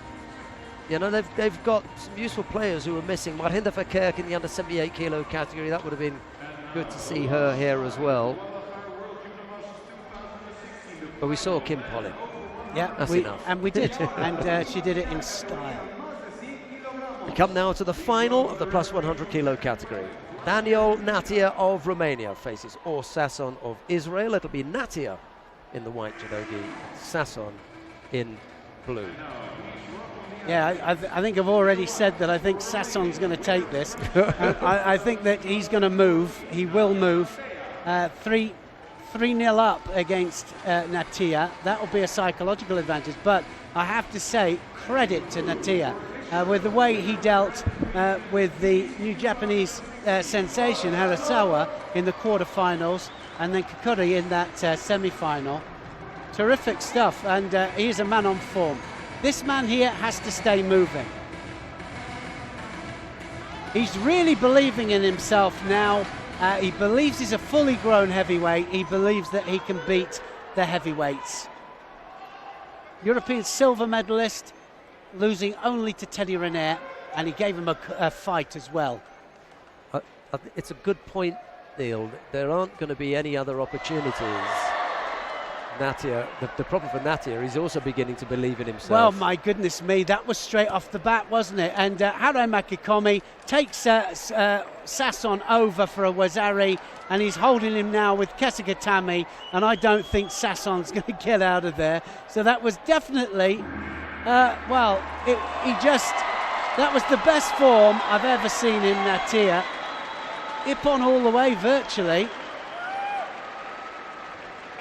And that was truly amazing. Not even, 25 seconds gone. And we're stunned here in the commentary position. If I was the Romanian team manager, I'd be spending the next 2.5 months or whatever it is until the games with Natia in some kind of psych program to tell him, you are the number one, you are the man. You have to really believe in yourself, because for the first time, as Neil's saying, we're seeing performances from him, but it's also possible that he's beginning to believe, hang on a minute, I might be able to do this. They have to convince him now, when he goes to Rio, that he can do it. Well, look at that. Hare Makikomi, he just got hold of Sasson. He just wasn't. And we said that you're going to have to move here, and that's how he's beaten him the other 3 times. But today was totally different. And to turn a 3-0 deficit into an absolutely 25-second wonder contest, absolutely incredible.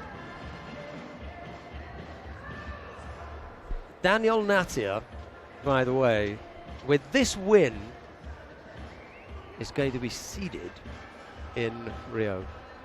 You win some, you lose some. Well, I mean, that's a great thing for him, isn't it? I mean, what a turn of events. Not only does he win the event, but he wins it in style, and he gets a seeding at the Olympic Games in the top 8. Did he smack everyone for Ippon?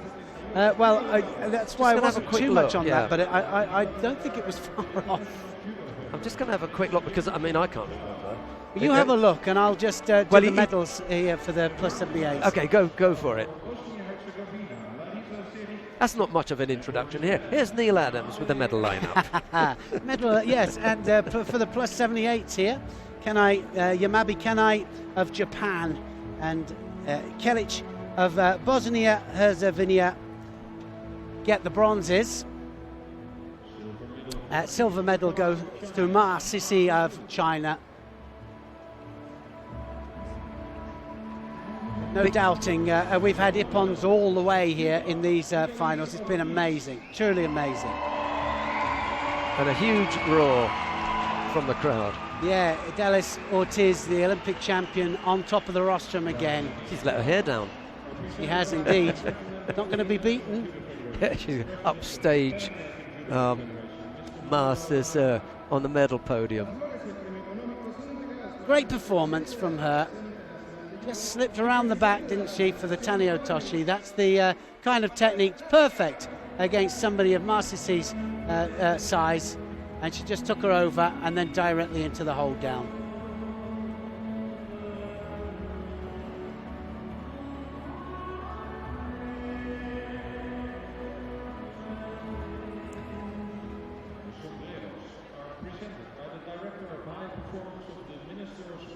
Well, certainly she will be going to Rio de Janeiro full of confidence of regaining her Olympic title. Thought maybe that Yamabi would be a main contender for her. Of course, she's always going to be dangerous, somebody who can throw like that.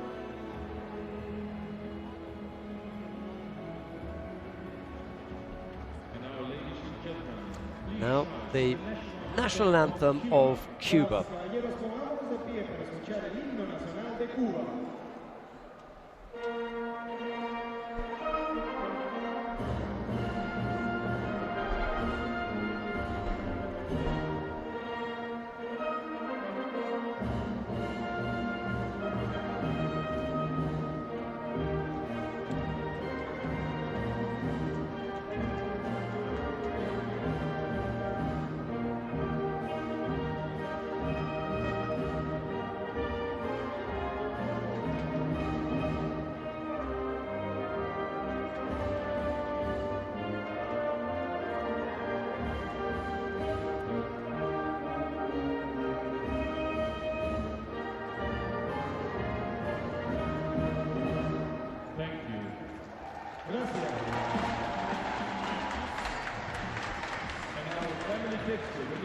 Japan clearly on top of the medals with their 5 gold medals and 2 bronzes.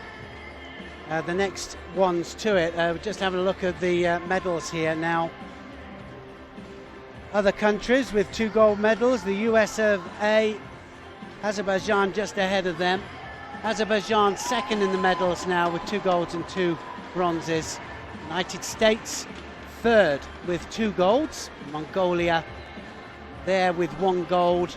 Netherlands, South Korea, Cuba and Romania now, all with 1 gold medal. And wow, it just shows that what a truly international sport we are, because those medals are spread all over the place. Japan still obviously hold the depth.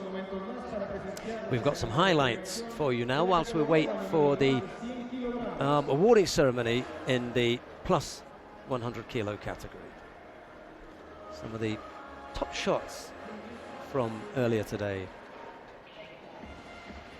Yeah, there were some surprises. There were some really dig deep performances, and that was one of them, wasn't it, Baker?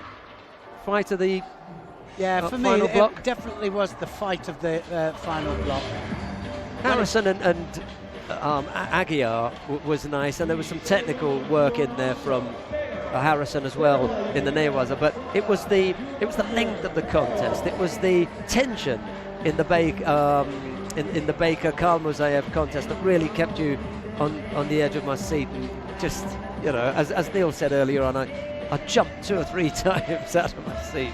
Well, I mean, and it was the tension all the way through this final block. It's been one of the best final blocks that I've seen for some time, and I've been part of, and it's been an absolute pleasure to be commentating here with you, Sheldon. And you know, well, it's been great fun, I've got to say. And by the way, it was 4 fights, 4 ippons for Natia. He did spank everyone in the World Masters to do it like that, you know, and he did it in style.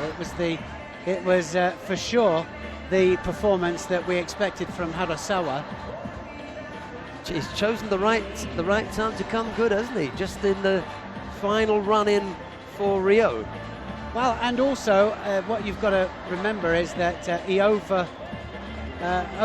a 3-0 deficit against Orsasson. That's right. You know, which is not easy to do. Confidence booster as well. And we were talking about what would be a confidence booster for Orsasson and what would be a confidence booster for Natia. Well, Sasson has had his confidence shaken. Natia, well, he should have his improved. Right, we've got the awarding ceremony for the men in the plus 100 kilo category. There's the lineup, and here is Neil Adams with the final placings. So the final medal ceremony of this whole tournament. 2 bronze medals. Hirasawa Hisayoshi of Japan. Can he offer some resistance to Renair? Time will tell. Not long to wait. Roy Mayer of the Netherlands gets the other bronze medal. Great performance from him as well. The silver medal, Orsasson, and I have to say that he came out and he got caught cold, didn't he, by this man. 4 ippons all the way through to this final, and 4 ippons including the final. Daniel Natia of Romania is a great champion, and he's had the most amazing day. Well, the only way I can see Rinna being troubled is if he has to fight Natia, Sasson, Harasawa and Maya one after the other. You in never the Olympics. know, do you? Neil. You never know. Well, after 3 days then of fierce competition, it's now all set for the Olympic Games in Rio de Janeiro. Everyone knows where they stand as far as qualification is concerned, and now it's up to them to get it right for the Olympic Games. It's been my absolute pleasure. I've just said that now, having Sheldon commentate with me, or me commentating with Sheldon. It's been a team effort, and we'll be back just a couple of weeks' time, actually. For more great judo action, where we're going to be doing exactly the same thing for Ippon TV and for the international broadcast. Until then, from Sheldon and myself, it's a very good bye from now.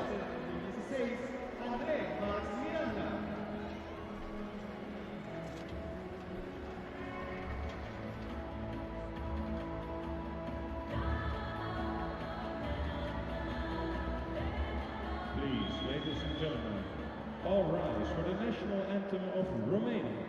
Damas y caballeros, pongámonos de pie para escuchar el himno nacional de Rumania.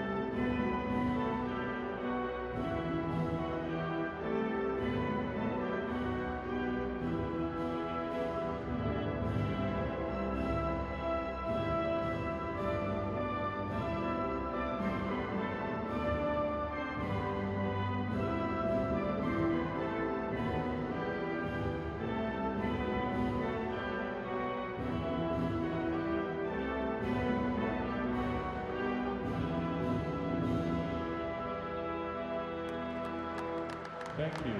Gracias. And now a family picture of the VIPs and the athletes.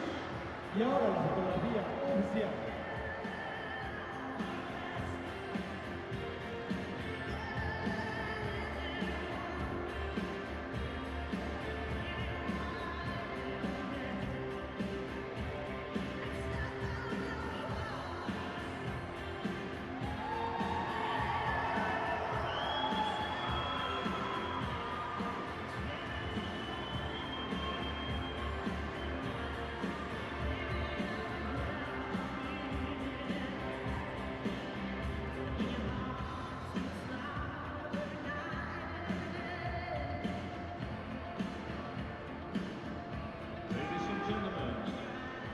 Thank you very much. Thank you for all the athletes. Thank you, Guadalajara, for this beautiful World Judo Masters. And thank you, Mexico. De parte del comité organizador, les agradecemos por habernos acompañado en estos 3 días del Guadalajara World Judo Masters.